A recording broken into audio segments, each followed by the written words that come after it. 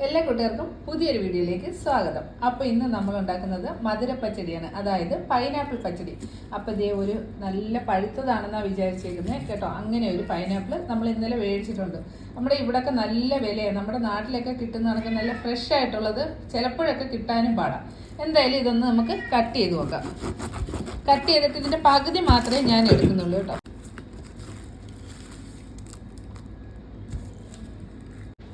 അപ്പം ഞാനിത് വിചാരിച്ച കണക്കല്ല കൂട്ടുകാരെ, നല്ല മണവും ഉണ്ട്, അതേപോലെ തന്നെ നല്ല പഴുത്തതും കേട്ടോ, വാട്ടലൊന്നുമല്ല. അപ്പോൾ ഇത് നമ്മുടെ മേശപ്പുറത്ത് ഒരു ഷീറ്റ് ഇട്ടിട്ടുണ്ട്. അതിലേക്ക് നമുക്ക് നമ്മുടെ ഈ പൈനാപ്പിൾ നന്നായിട്ട് ചെത്തി വൃത്തിയാക്കി വരാം. നമ്മുടെ കിട്ടുണി നല്ല കരച്ചിലാട്ടോ. ദേ ഈ തൊലിയെല്ലാം കളയണം. ദേ ഈ കറുത്ത ഇതുണ്ടോ, ഇതെല്ലാം കളഞ്ഞ് വൃത്തിയായിട്ട് ചെത്തിക്കൊണ്ടുവരാം. അപ്പോൾ ഈ പൈനാപ്പിളിൻ്റെ പകുതി മാത്രമേ എടുത്തിട്ടുള്ളൂ. നമ്മുടെ ഇതിൻ്റെ ഈ സ്കിന്നെല്ലാം കളഞ്ഞിട്ട് നന്നായിട്ട് ചെത്തി വൃത്തിയാക്കി കഴുകി എടുത്തിട്ട് വന്നിട്ടുണ്ട്. അതിൻ്റെ ഈ ഭാഗത്തിന് നമ്മൾ പൂഞ്ഞെന്നാണ് പറയുന്നത് കേട്ടോ. അപ്പോൾ അത് മാറ്റി വെക്കും. എന്നിട്ട് ഇതിന് നമുക്ക് ചെറിയ പീസായിട്ട് അരിഞ്ഞിട്ട് വരാം.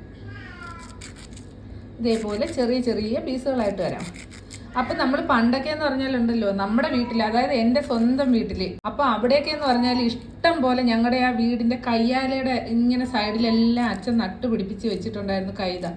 അന്നൊന്നും നമുക്ക് ഇതേപോലെ പൈനാപ്പിൾ മേടിക്കുകയോ ഒന്നും വേണ്ടായിരുന്നു. ഇപ്പോഴല്ലേ ഈ പൈനാപ്പിളൊക്കെ ഇങ്ങനെ എന്താ പറയുന്നത്. പക്ഷേ നാട്ടിലൊക്കെ ആണെങ്കിൽ എനിക്കൊന്ന് 100 രൂപയ്ക്ക് ചില സീസണിൽ 4 എണ്ണമൊക്കെ കിട്ടും. ഇവിടെയൊക്കെ ഭയങ്കര വിലയോ കൂട്ടുകാരെ.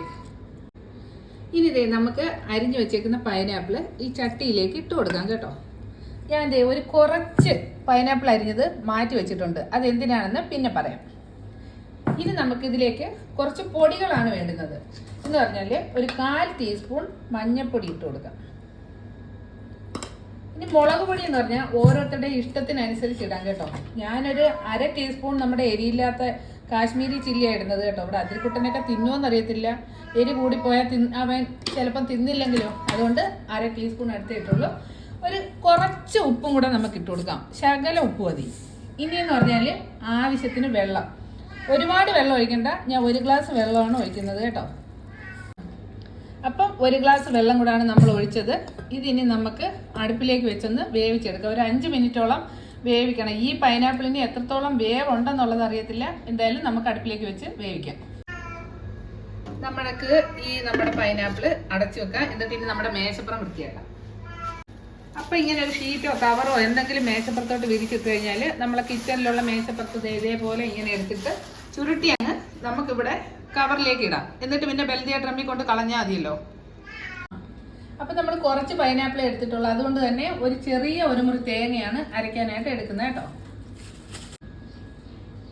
ഇനി നമുക്കിതിലേക്ക് 3 പച്ചമുളക് എടുത്തിട്ടുണ്ട് കേട്ടോ. അധികം എരിവില്ലാത്ത പച്ചമുളക് എടുത്തേക്കുന്നത്.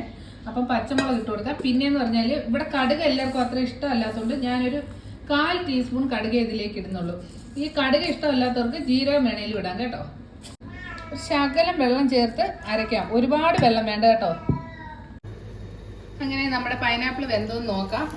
അപ്പോൾ ഒരു മണമൊക്കെ വരുന്നുണ്ട്. അപ്പോൾ നമ്മുടെ പൈനാപ്പിൾ എല്ലാം നന്നായിട്ട് വെന്തിട്ടുണ്ട്. ഇനി നമുക്ക് ഇതിലേക്ക് അരച്ചു വെച്ചേക്കുന്ന അരപ്പൊഴിച്ചു കൊടുക്കാം.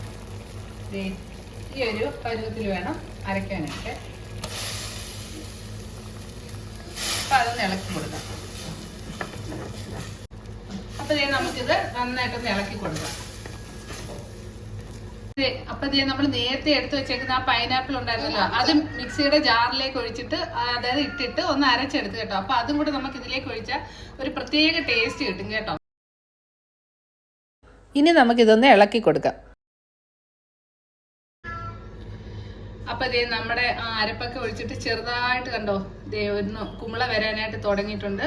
അപ്പം നമുക്ക് ഇനി തൈര് ഒഴിച്ചു കൊടുക്കാം കേട്ടോ. നല്ല ഫ്രഷ് ആയിട്ടുള്ള, ഒരുപാട് പുളിയൊന്നും ഇല്ലാതെ, ഒരുപാട് പഴകാത്ത തൈര് വേണം ഒഴിച്ചു കൊടുക്കാൻ. അപ്പം നമ്മുടെ തൈര് ഇതിലേക്ക് ഒഴിച്ചു കൊടുക്കാം. എന്നിട്ട് ഒന്ന് മിക്സ് ആക്കി കൊടുക്കാം.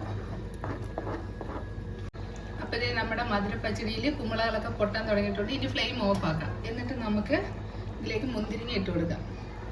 മുന്തിരിങ്ങ ഇപ്പോൾ വേണമെന്ന് നിർബന്ധമൊന്നുമില്ല കേട്ടോ. നമ്മൾ പണ്ടൊക്കെ ഉള്ളവർ ഇതേപോലെ മുന്തിരിങ്ങ ഒന്നും ഇടാറില്ല.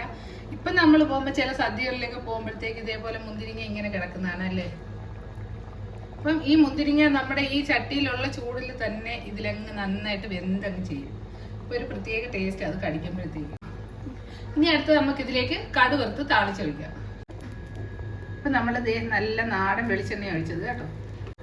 ഇതിലേക്ക് കുറച്ച് കടുക് ഇട്ട് കൊടുക്കാം. അങ്ങനെ കടുക് പൊട്ടുന്നുണ്ട്. ഇനി കുഞ്ഞുള്ളി അരിഞ്ഞിട്ട് കൊടുക്കാം. 2 വറ്റൽ മുളക് എടുത്തിട്ടുണ്ട്. ഇനി അതിട്ട് കൊടുക്കാം. കറിവേപ്പില ഒരു 3-4 കതിർപ്പിടുന്നുണ്ട് കേട്ടോ. അങ്ങനെ നമ്മൾ കടുക് വറുത്തിട്ടുണ്ട്. ഇനി ഇതിലേക്ക് താളിച്ച് കൊടുക്കാം കേട്ടോ. അപ്പോൾ പണ്ടത്തെ നമ്മുടെ നാടൻ വിഭവങ്ങളിൽ ഏറ്റവും പ്രധാനപ്പെട്ട ഒരു വിഭവമാണ് ഈ മധുരപ്പച്ചടി അല്ലേ. അപ്പം പണ്ടൊക്കെയെന്ന് പറഞ്ഞാൽ അമ്മ ഇതേപോലെ പൈനാപ്പിൾ ഒടിച്ചുകൊണ്ട് വന്നിട്ട് അതിൽ നിന്നൊരു ശകലം എടുത്തിട്ട് എനിക്കും ആങ്ങളയ്ക്കും ഒക്കെ ഉണ്ടാക്കി തരുമെന്ന്. അതിൻ്റെ സ്വാദെന്ന് പറഞ്ഞാൽ ഭയങ്കരമായിരുന്നു കൂട്ടുകാരെ. ഞാൻ വെച്ചിട്ട് ഇപ്പം നോക്കിയപ്പോൾ അച്ചും ഒക്കെ കഴിച്ചിട്ട് പറഞ്ഞ് നല്ല ടേസ്റ്റ് ഉണ്ടെന്ന് കേട്ടോ. അപ്പം എല്ലാ കൂട്ടുകാരും ഇതൊന്ന് ട്രൈ ചെയ്ത് നോക്കണം കേട്ടോ. നമുക്കുള്ള വീട്ടിലില്ല എന്നുണ്ടെങ്കിൽ പോലും ഒരു പൈനാപ്പിൾ മേടിച്ചിട്ട് ഇതേപോലെ ഉണ്ടാക്കി എടുക്കാനായിട്ട് ഭയങ്കര എളുപ്പമാണ്. അപ്പോൾ ടാറ്റ, ടേക്ക് കെയർ.